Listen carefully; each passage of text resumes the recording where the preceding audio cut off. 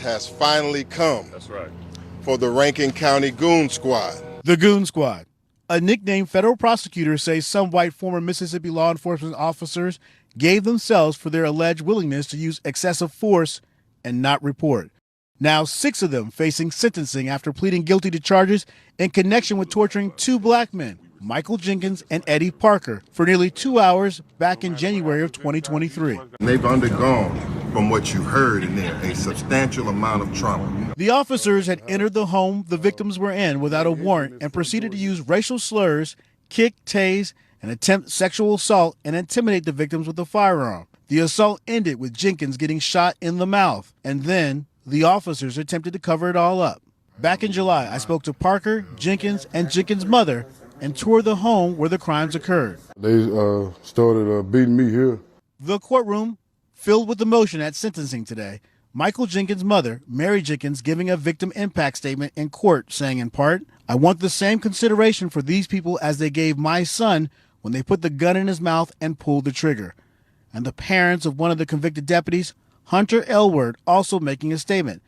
"Nothing prepares a parent for this. What happened shouldn't have happened. There are so many more victims than the people in this room. Hunter is going to take and own what he did." And his son did. Hunter Elward stood up and directly addressed the 2 men he victimized. "I'm so sorry. I don't want to get too personal with you, Michael. There's no telling what you've seen. I'm so sorry that I caused that. I hate myself for it. I hate that I gave you that. I accept all responsibility." Hunter Elward parents spoke to CNN shortly after their son's apology and his sentencing of 20 years plus 1 month.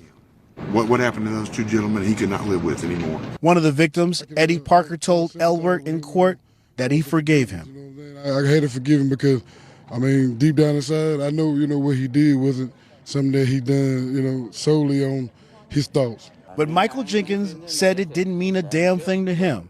I got shot. Jenkins' older brother still reeling from what happened to his brother. I couldn't do this to nobody. I couldn't stand to watch it being done to nobody. The attorney for Jenkins and Parker said there was some overall solace in today's sentencing. Finally, they could see justice occur and to see their tormentors know that they won't be back on the street to terrorize them again, and they'll be behind bars for at least 20 years.